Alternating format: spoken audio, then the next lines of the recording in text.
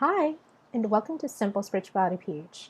Now, for those of you who are new to my channel, my name is Regine. I am an intuitive, manifesting-based tarot reader. I am a certified Reiki healer and an overall lightworker. And before we dive into today's episode, I would like to invite everyone who would like to receive notifications of my new videos to please hit the subscribe button over there. If you like this video later on, please give it your thumbs up. If you have any comments, suggestions, and want to say hey, please comment down below. And if you would like your very own tarot reading or Reiki healing session with me, online, for now of course, here are the details.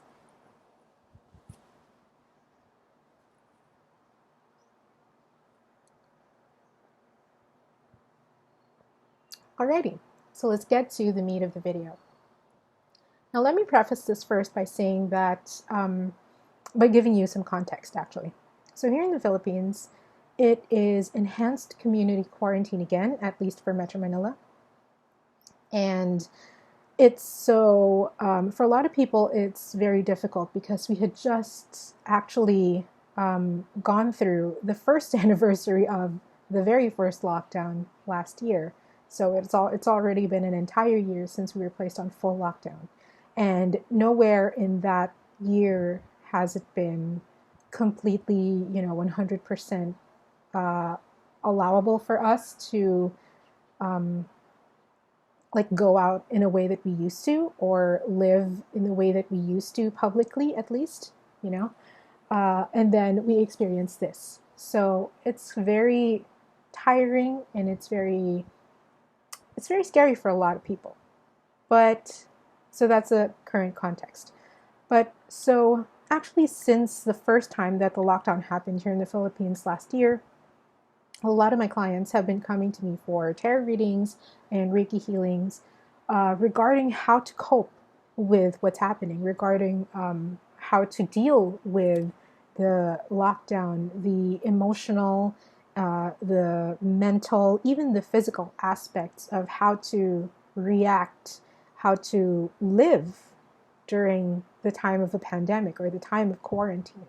And I thought that I would share some of the things that I personally did in order to react to this, or in order to address this, and in order to be totally fine throughout this entire time.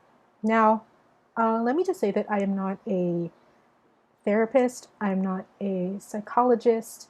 I am a certified Reiki healer, and so that means I do deal with energy work, and I am certified to deal with that. So I approached my methods, my processes, from a standpoint of energy, how I will respond to it energetically, and what was the most doable things for me, or what were the most doable things for me on a day-to-day basis. So if any of these don't resonate with you, don't panic. At the very least, I hope that this inspires you to find your way of coping, or find your way of living throughout this entire time. But if it does resonate with you, give it a try, right? So the first thing that I actually did when the pandemic happened, when the lockdown happened last year, was to not talk about it. Yes, I did not talk about it. I still don't talk about it, except for when addressing it in videos or addressing it with clients. And the reason for that is we live in a focus-based universe. And so whatever you focus on expands. If you keep on talking about it, if you keep on gossiping about it, if you keep on actively seeking, talking points or articles regarding it, it will come to your experience. It will arrive in your experience. You will be able to experience things connected to it, whether it's the virus itself, knock on wood, right? Or some other form, And that is just how a focus-based universe works. If you keep focusing on something, it will expand and come into your experience. And this was actually very difficult for me in the beginning because I work in a department where we were partially responsible also for the safety of all the other employees. And so it was impossible to not discuss it firsthand and state the ground rules and all of that stuff. So for this, again, I did not talk about it, and instead I treated it as I do negative experiences, and that is to simply acknowledge its existence um, while it was happening, because I didn't deny it 100% either. I knew that it was happening, I knew that it existed, but I also knew that I did not want it in my experience, that I didn't want to ever experience it, and I'm still fine. Um, and so yeah, I treated it like a negative event. Anything negative that you experience, everything low vibrational, everything that has to do with negativity, treat it as a point in time. And that's what I did with it. I treated it as, yes, okay, this was a point in time. This thing is happening right now. It is this point in time. It has its point in time here, but I will not actively gossip about it. I will not actively talk about it with my friends. I will not actively bring it up at the dinner table while I'm meeting with my family. There are a lot of other things to talk about and to bring into your experience than this thing. You know what I'm saying? So, yeah. And this is especially true if you are kind of fearful about it, if you are anxious about it, you are in anxiety about it. Think of it as, let's say, for example, if you don't know how to swim, you wouldn't really go out into the ocean, and flop around in the water. You wouldn't necessarily go to the deepest part of the pool. You wouldn't necessarily go to the pool, actually, by yourself, or even with other people. You won't necessarily do that if you didn't know how to swim, right? It's the same thing here. Why put yourself through all of this mental and emotional anguish when you can simply just say, all right, this is what's happening right now. I am intending for it to heal. I'm intending for the entire world to heal, and I will not actively seek it out because it is something that I don't want to experience. All right? So that was the first thing that I did, and I still do it until now. I don't talk about it unless a client brings it up or unless it's in the context of like this in a video, because I don't want to consciously manifest it. And so that's the first thing. Now, the second thing that I did was I made sure that I did a morning routine. Before lockdown happened, I used to wake up at 5 a.m. and I was out by the house by 5:30. And so I'm no stranger to having a morning routine. And I realized that when you're at home every day, especially if you're working from home every day, it's so difficult for the lines to stay where they are and not get blurred. And this was one of the ways that I saw that would help when it comes to that not blurring of the lines. So when I wake up today, my morning routine at least is I do a meditation even before I get out of bed, even before I wake up while I'm still lying down. And after that, I get my cup of coffee and I journal a little bit. And it's actually a modified kind of routine that I used to do when I went to work physically, like when I used to travel for work, because when I used to travel for work, I would also get my coffee and journal in the wee hours of the morning when I arrived at the office. But so yes, so the morning routine is actually what's going to help you ground first thing in the morning. A lot of times our negative thoughts and our negative emotions are brought about or are triggered because we are not grounded, especially when we first wake up. Literally, we're in some other plane when we are asleep. And so we need to reincorporate our bodies, our souls, our entire aura, our entire being into our bodies again. And we need to do that in a joyful way, in a safe way. And that's one of the things that I do in order to ground myself and not blur the lines. So that's the second thing, the morning routine. Now, the third thing is basically, it sounds silly, but it makes a lot of sense. And I think that Jennifer L. Scott talked about this as well. I love Jennifer L. Scott. She is a daily connoisseur on YouTube, and she has written the Madame Chic book series. I love that series. And so I think she mentioned this as well, to dress appropriately. And appropriately means appropriate for the task. So appropriate for the task. So this means that every day, before I open my laptop, I am already dressed as though I was physically at work, as though I was physically at the office. Now, one of the major things I realized, one of the major things about this is, one, you utilize your clothes for what they were really meant for. Let's say, for example, you wake up and then every day you do housework, right? If you're a homemaker, you don't want to use all your fancy clothes to kind of clean the house, right? And in the event of them getting dirty and getting a stain that you can't take out, you want to use clothes that are appropriate for that kind of work.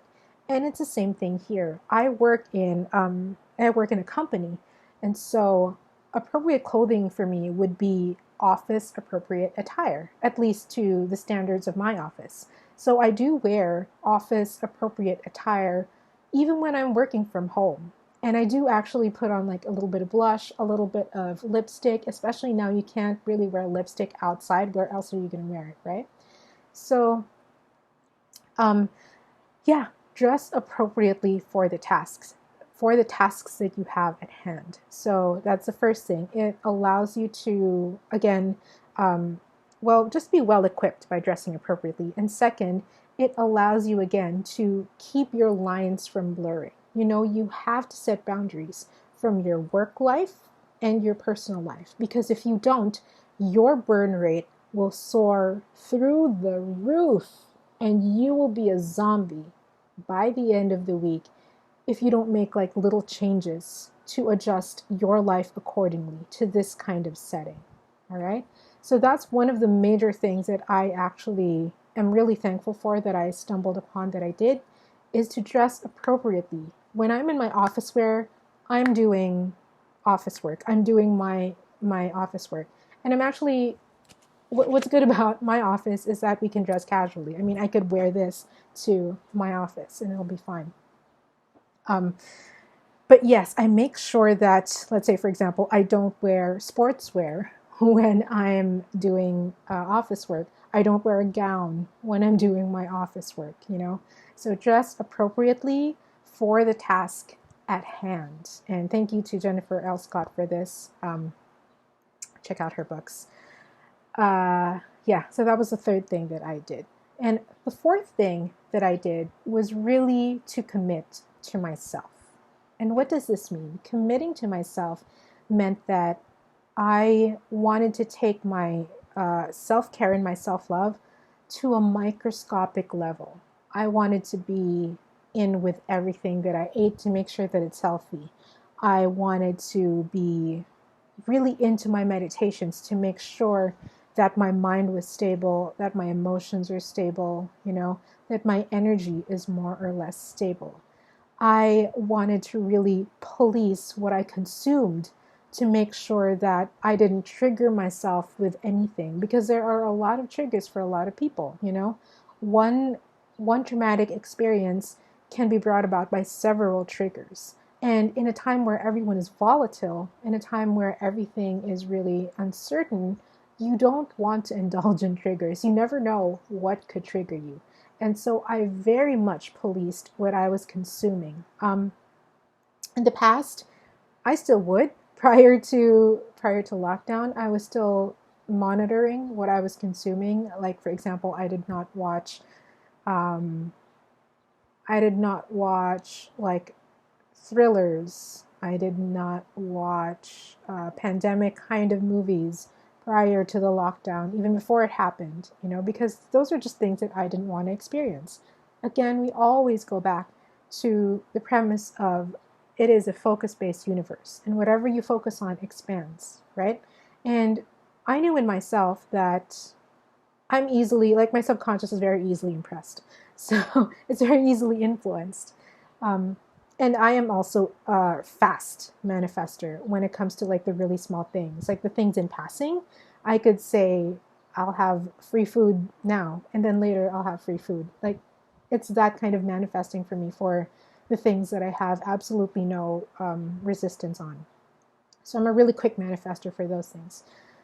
And so it would be silly of me to indulge in these kinds of kind of like media. I made sure that everything that I consumed was non-triggering, and it was actually for my progress. It was actually helping me to become the person that I wanted to be, a better person, the ideal version of myself. And now is actually the perfect time to do that, by the way, because there's not a lot of things to do on the outside world.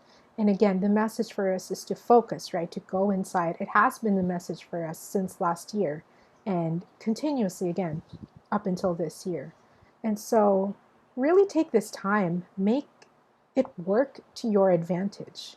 Out of all of this, the fifth thing that I really did was to use this entire thing, this entire kind of like lockdown session, this lockdown year to my advantage. Everything can be done in the future. This will eventually, This will eventually lift and everything will return back to normal. We can't say how long, of course. I mean, I can't say how long at least, but I'm not going to waste my time moping and sulking. This is not to belittle anyone who's feeling down or cabin fever or all of that stuff. But what I'm saying is there are a lot more important things to do than to spiral down in your emotions, than to give in to your emotions. I know that it is difficult sometimes, and yes, I do experience difficulty with it sometimes as well. Like, for example, sometimes I just want to go to my favorite restaurant. I just want to go there and eat and have fun, have a good afternoon, or sometimes I just want to physically shop. I like looking through the windows. I like looking at pretty things. I might not necessarily buy a lot of things, but I like looking at them physically and the act of walking through a shop and just looking at all the pretty things there. That's fun for me. And I like going to the park. I like looking at the dogs. That's fun for me too. And that's very frustrating when I don't have the freedom to do that, especially with what's going on right now, right? But at the same time, I'm not going to let that make me a victim. I mean, just because I can't go out doesn't mean that I can't live a great life.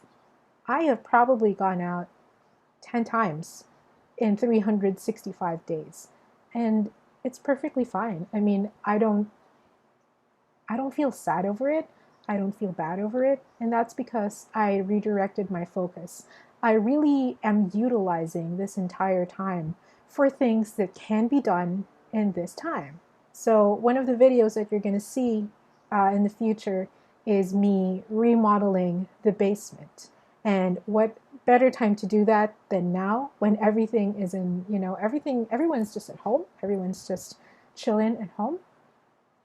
And another thing that I decided to do was to learn Japanese. And so right now I am like on my 10th class for Japanese, and I've learned so much. I can now watch Japanese shows and not read the subtitles.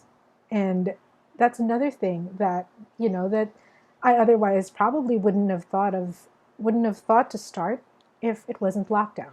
So really take this time and use it to your advantage. Make it work for you. I love making things work for me, especially when things aren't going my way, quote unquote. And maybe that's something that does resonate with you as well.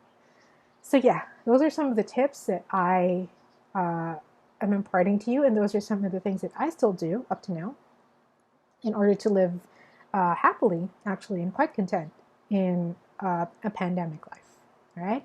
So I hope that this gave you inspiration. If this did not resonate with you, I hope that it did kind of give you an idea to start finding your own way and your own methods and your own processes of living a good life during this pandemic time. All right. So if you like this video, please give it a thumbs up. If you have any comments or suggestions you want to say, hey, please comment down below.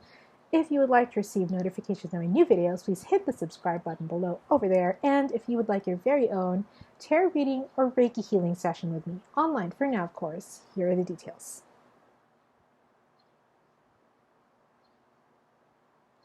And that's it. Stay happy, stay healthy. I hope this has inspired you, and you're not alone. Don't worry, you're not alone.